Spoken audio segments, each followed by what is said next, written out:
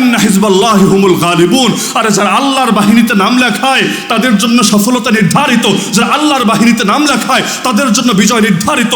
তোমরা আমাদের হাতে হাত করা লাগাতে পারবা, আল্লাহর হাতে তো পারবা না। আমাদেরকে নিয়ে জেলে ভরতে পারবা, আল্লাহকে নিয়ে তো আর জেলে ভরতে পারবা না। আমাদেরকে ফাঁসির দড়ি গলায় তোমরা বরণ করতে পারবা, আল্লাহকে তো পারবা না। এজন্য এক সাইদি মারবা, লক্ষ সাইদি তৈরি হবে। একজনকে রিমান্ডে নিবা, 1000 জন তৈরি হবে। একজনকে শহীদ করবা, তার রক্তের প্রতিটা ফুটা নতুন নতুন মর্দে মুজাহিদ পয়দা করবে। কিন্তু ইসলাম জিন্দা হতা হয় হর কারবালা কে বাদ। তোমাদের প্রতিটা কারবালার পরে এই বাংলার মাটিতে আবারও ইসলাম মাথা উঁচু করে দাঁড়িয়ে যাবে। যেই শাপলায় আমাদের ভাইদের রক্ত ঝরেছিল, সারা রাত ছিলাম তো সেখানে চোখের সামনে। যেই শাপলায় আমাদের ভাইদের রক্ত ঝরেছিল, কে ভেবেছিল সেই রাজধানীতে, সেই ঢাকায়ও এভাবে ইসলামের পক্ষে গণজোয়ার তৈরি হবে? আপনাদের উত্তরের কথা দক্ষিণের কথা রাখেন না।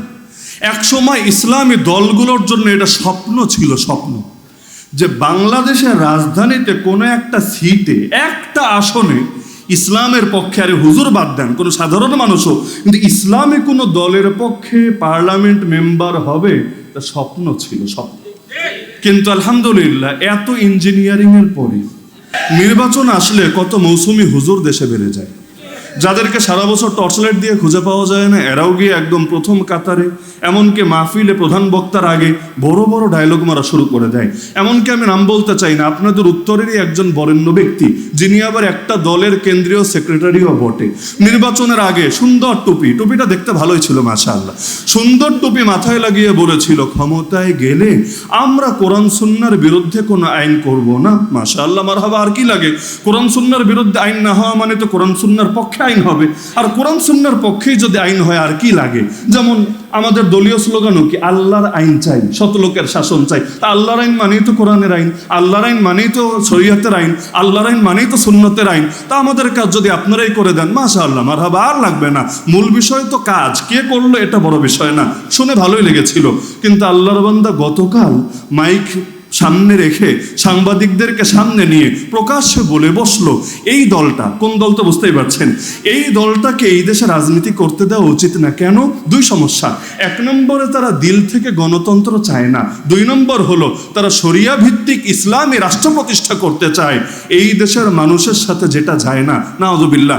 নির্বাচনের আগে হুজুরদের মন করার জন্য বলল, কোরআন সুন্নাহর বিরুদ্ধে কোনো আইন করবে না, মদিনার ইসলাম কায়েম করবে। মাশাআল্লাহ, মদিনার ইসলাম, খাঁটি মদিনার ইসলাম কায়েম করবে, যেখানে কোনো ভেজাল নাই।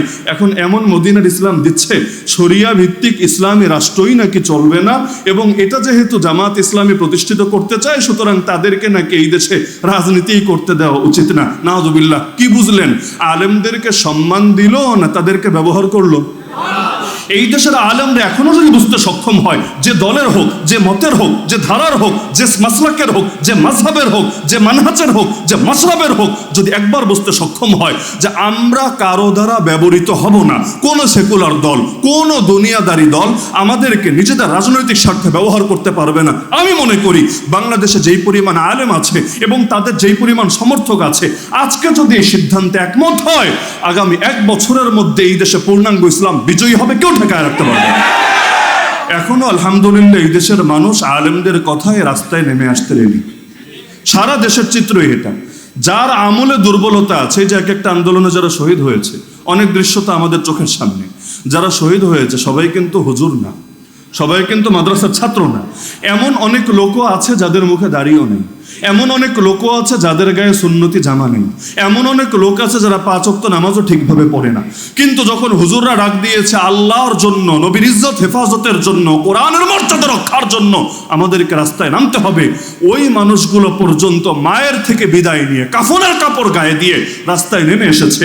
আজও যদি চূড়ান্ত বিপ্লবের ডাক সব ধারার আলেমরা মিলে দিতে পারে, তাহলে দেখবেন এই জনসাধারণ একদম সমুদ্রের ঢেউয়ের মতো রাস্তায় নেমে চলে আসবে। এমনকি আলেমদেরকে তো শাখাগত বিষয় নিয়ে গ্রুপে গ্রুপে ভাগ করে রাখে।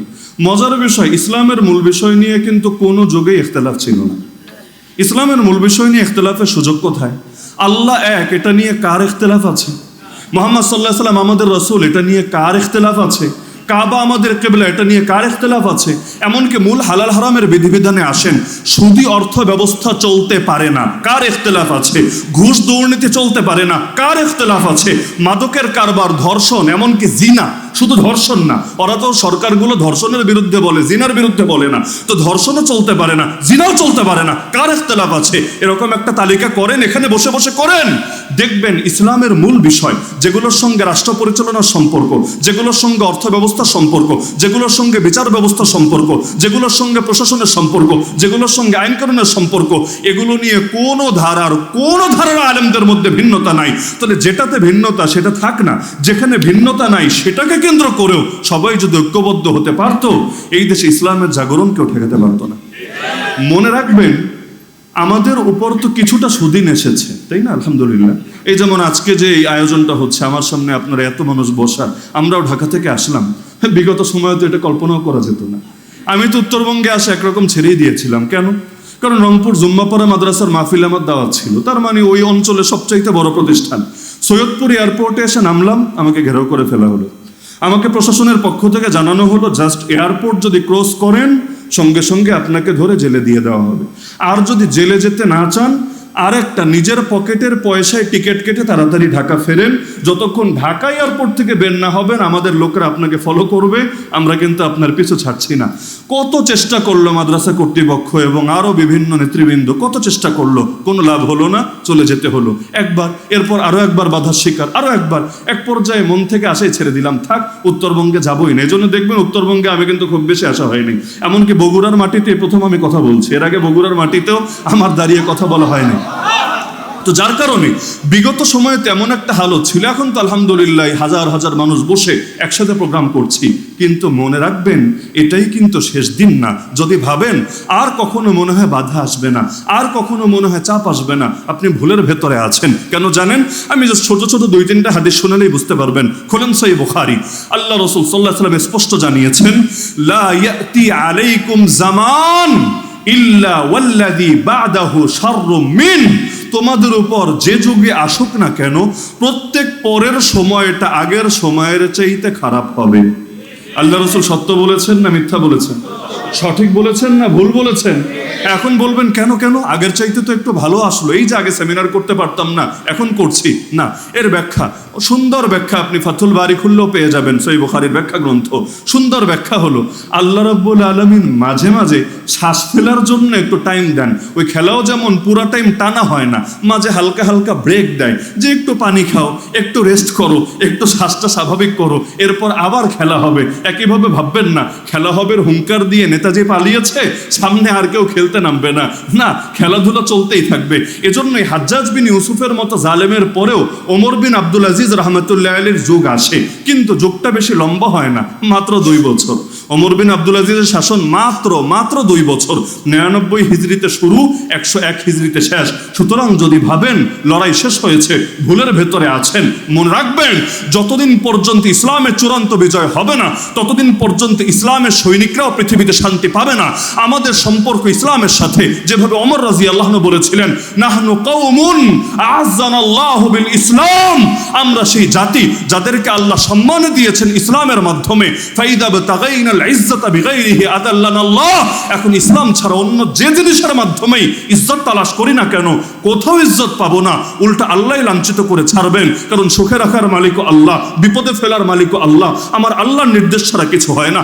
আমরা যদি ইসলামের তরে কাজ করি আল্লাহ আমাদেরকে বিজয় দিবেন, এটা তার ওয়াদা। আর আমরা যদি ইসলাম ছেড়ে অন্যদের গোলামি করি আল্লাহ আমাদেরকে দুনিয়ার মতো কুত্তা বানায় রাখবেন, এটাই তার ওয়াদা। এমনকি আল্লাহ রাসূল সাল্লাল্লাহু আলাইহি ওয়াসাল্লাম বিশুদ্ধ হাদিসে কিয়ামত পর্যন্ত সময়কে মোট 5 ভাগে ভাগ করেছেন। এই হাদিসে আশা করি অনেকে জানেন। নবীর যুগ থেকে কিয়ামত পর্যন্ত যত সময় আসবে, যত বছর হোক, 1500 বছর তো প্রায় হয়েই গেছে, সামনে আরো যত হোক, নবীজি বলেছেন মোট যুগ হবে কয়টা? জাস্ট 5-6 বলতে কিছু নাই। 1 নম্বর যুগ হলো নববী যুগ, নবুয়তের যুগ। আল্লাহ রাসূল বলেন তাকুনুন নবুওয়াতু ফীকুম মা শা আল্লাহু আন তাকুন সুম্মা ইয়ারফাউহা আল্লাহ ইযা শা আন ইয়ারফাহা। 1 নম্বর যুগ হবে নবুয়তের যুগ। আল্লাহ যতদিন চাইবেন তোমাদের ভেতর নবীকে রাখবেন, নবুয়তের যুগ রাখবেন। এটাই সবচাইতে সোনালী যুগ আমাদের। এই যুগটা ছিল বেশি না, মাত্র 23 বছর। এরপর দ্বিতীয় যুগ নবী বলেন সুম্মা তাকুনু খিলাফা আলা মিনহাজিন নবুওয়া। দ্বিতীয় যুগটা হবে খেলাফতের রাশেদার যুগ। নবী যেভাবে শাসন করেছেন হুবহু একই রকম আদর্শে শাসনের যুগ। এটাও বেশি না, অন্য হাদিসে ব্যাখ্যা আছে আল খিলাফাতু বাদি 30 সানা। আমার পরে খেলাফতের রাশেদা বা অন্য ভাষায় খেলাফা আলা মিনহাজিন নবুওয়া থাকবে মাত্র 30 বছর। 23 + 30 53 বছর গেল। এরপর 3 নম্বর যুগ নবী বলেন এরপর আসবে সুম্মা তাকুনু মুলকান আদা।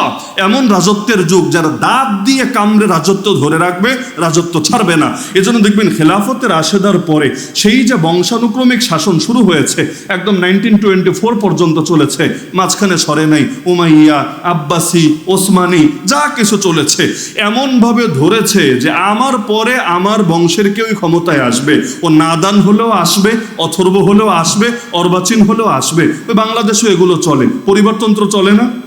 দলের মধ্যেও চলে, এমনকি পীরসাবদের ধারার মধ্যেও চলে, এমনকি বহু প্রতিষ্ঠানেও চলে যে অমুকের পরে তমুক আসবে। এখন সে যেহেতু তার বংশে যোগ্য হলেও আসবে, অযোগ্য হলেও আসবে, আর অন্যরা স্পেস পাবে না তারা যোগ্য কি অযোগ্য এটা দেখা হবে না। এই ধারা নবী বললেন 3 নম্বর যুগ, কিন্তু এটাও শেষ না। এরপর 4 নম্বর যুগ নবী বলেছেন। 3 নম্বর তাও তো মাশাআল্লাহ রাজতান্ত্রিক ধারা হলেও সবাই খারাপ এমন না, কারণ বংশানুক্রমিক তরিকায়ও যদি নির্বাচিত হয় এভাবে নির্বাচিত হওয়া ঠিক না, কিন্তু এভাবে যদি নির্বাচিত হয় এর মানেই সে অযোগ্য বিষয়টা এমন না। কারণ ওমর বিন আব্দুল আজিজ তিনিও তো এভাবেই নির্বাচিত হয়েছেন, সম্রাট আওরঙ্গজেব আলমগীর তিনিও তো এভাবেই নির্বাচিত হয়েছেন।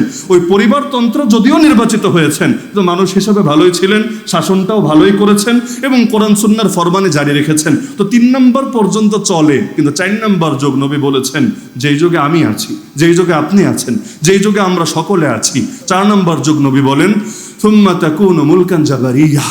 4 নম্বর যুগ হবে জুলুমের যুগ, তাগুতি শাসনের যুগ, স্বৈরাচারের যুগ, ফ্যাসিবাদের যুগ, সারা দুনিয়া রক্ত ঝরানোর যুগ। এই যুগের ভেতরে আমরা আছি। এজন্য দেখবেন পৃথিবীর পূর্ব থেকে পশ্চিম, উত্তর থেকে দক্ষিণ সারা দুনিয়ার দিকে নজর দেন, দেখবেন শুধু রক্ত আর রক্ত আর রক্ত। কার রক্ত? অন্য কোনো জাতির রক্ত না, আমার ভাইয়ের রক্ত, আমার বোনের রক্ত, মুসলিম জাতির রক্ত। আরাকানে তাকান মুসলমানের রক্ত, কাশ্মীরে তাকান মুসলমানের রক্ত, এমনকি আপনি সেই মালি, সোমালিয়া, আফ্রিকার কালো কালো দেশগুলোতে তাকান মুসলমানের রক্ত। ইয়েমান, সিরিয়া এতকাল ধরেছে মুসলমানের রক্ত, এমনকি এখনো পর্যন্ত ইরানে, প্যালেস্টাইনে ধরছে মুসলমানের রক্ত। এই যে সারা দুনিয়ায় পৃথিবীর পূর্ব থেকে পশ্চিম, উত্তর থেকে দক্ষিণ শুধু মুসলমানের রক্ত ঝরছে, এটাও আমার নবীর ভবিষ্যৎবাণী, সে 4 নম্বর যুগের অংশ। কিন্তু এটাই শেষ না, যুগ বাকি আছে আর কয়টা? একটা। তাহলে 4-এর মধ্যে যদিও পেরেশানিতে আছি, মানে রাত বাজে 3টা, রাস্তায় হাঁটতেও বড় ভয় লাগছে, কারণ এত রাত্রে তো ভয় লাগবেই, সঙ্গী নাই, আর কখন জানি কোন জীবজন্তু এসে হামলা করে, ছিনতাইকারী ধরে ফেলে, কি হয় না হয়। কিন্তু একদিকে ভয় আর একদিকে আশা। আশা কি জানেন? এই তো কিছুক্ষণ পরই ভোরের আলো উদিত হবে। কুল আউযু বিরাব্বিল ফালাক। এই ফালাক মানেই হলো সকাল, ভোর। তুমি বলে দাও হে নবী, আশ্রয় চাচ্ছি সকালের রবের। কেন? আমার আল্লাহকে শুধু সকালের রব, আমার আল্লাহ দুপুরের রব না, আমার আল্লাহ বিকালের রব না, আমার আল্লাহ সন্ধ্যার রব না। তাহলে শুধু সকাল কেন বলা হলো? এজন্যই বলা হয়েছে, আয়াতের ভেতরে ইঙ্গিত আছে, রাতের পরে যেমনি ভাবে সকাল আসে, সকাল আসা মাত্র, ভোরের আলো উদিত হওয়া মাত্র যেমনি ভাবে রাতের সব অন্ধকার কেটে যায়, একইভাবে হে আল্লাহ তুমিও আমার জীবনে নতুন ভোর আনো, তুমিও আমার জীবনে নতুন সকাল আনো। এমন এক সকাল যেই সকাল আসলে আর অন্ধকারের লেশ থাকবে না, এমন এক সকাল যেই সকাল আসলে ভেতরে আর কোনো আতঙ্ক থাকবে না। তাহলে আল্লাহ রাসূল জানিয়েছেন এই 4 নম্বর যুগের পরেই সর্বশেষ যুগ আসতে যাচ্ছে। সেই যুগ হলো সুম্মা তাকুনু খিলাফা আলা মিনহাজিন নবুওয়া। ওই নবুয়তের যুগ তো আর ফেরা সম্ভব না, নবী তো চলেই গেছেন আল্লাহর কাছে, কিন্তু নবুয়তের যুগের পরপরই 30 বছর যেই যুগ ছিল সেই যুগ আবারও আসবে। আল্লাহ নবী বলেছেন এমনকি এমন ভাবে আসবে, নবীর যুগের পরে যে খেলাফতের রাশেদার যুগ ছিল সেটা কিন্তু সারা দুনিয়া জুড়ে ছিল না, সারা দুনিয়া পর্যন্ত ইসলাম বিস্তৃত হয় নাই। কিন্তু আগামী দিনে যে খেলাফতের রাশেদা আসবে, আমার নবী বলেছেন শহর বা গ্রামের একটা একটা কাঁচা বা পাকা ঘরও বাকি থাকবে না যেখানে আমার আল্লাহ ইসলাম নিয়ে প্রবেশ করাবে না। আরে তোরা 2 পয়সার চামচিকারা, ইসলাম চাইলেই কি আর না চাইলেই কি, ইসলামের পক্ষে থাকলেই কি আর না থাকলেই কি, যেই দিনের বিজয়ের দায়িত্ব আল্লাহ নিয়েছেন, যেই দিন বিজয়ী হবে বলে আমার নবী ওয়াদা দিয়েছেন, যতই ষড়যন্ত্র করো, যতই চক্রান্ত করো, সেই বিজয় ঠেকিয়ে রাখতে পারবে না।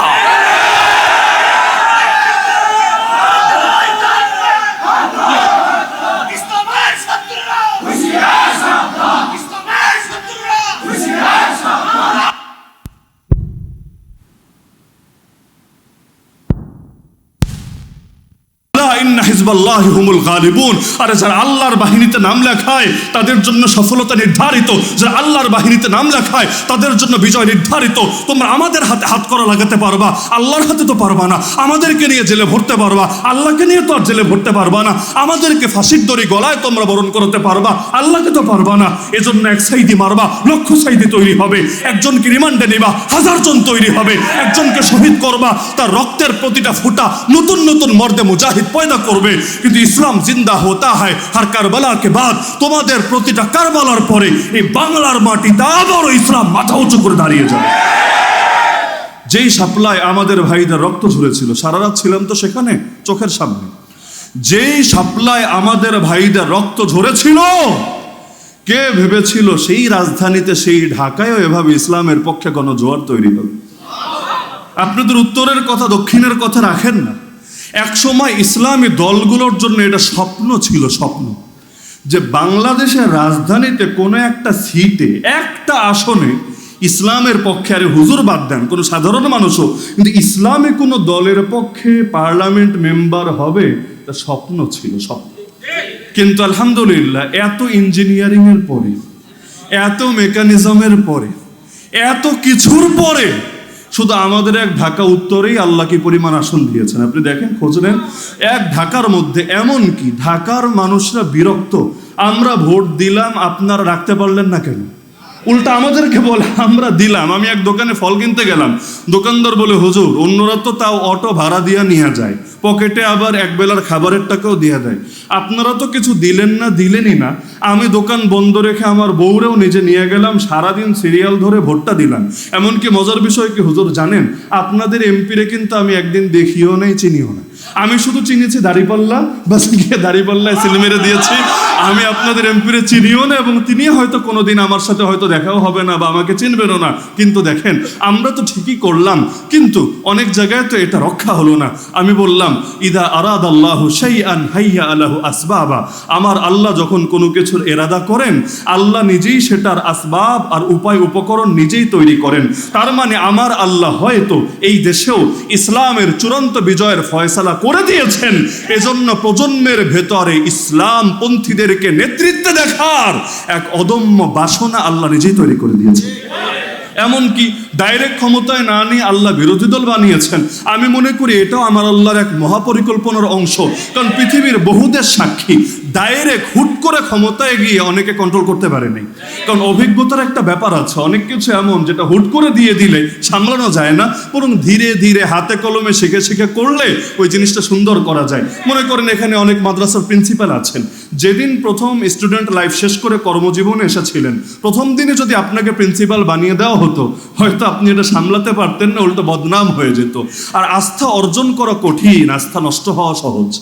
আস্থা অর্জন করতে সময় লাগে, নষ্ট হতে বেশি কিছু লাগে না। সারা জীবনের অর্জন ওই একদিনের মধ্যেও শেষ হতে পারে। তো যার কারণে আমার আল্লাহ ধীরে ধীরে হাতে কলমে প্রশিক্ষণ দিয়ে দিয়ে অভিজ্ঞ বানিয়ে বানিয়ে, আমি আশাবাদী যখন একবার ক্ষমতায় নিবেন আর জাতি যখন ইসলামের মজা পেয়ে যাবে, তখন ওরা যত বড় ডায়লগ মারুক না কেন, হলুদ কার্ড না জাতি ডাইরেক্ট লাল কার্ড খেলে দেখা যাবে।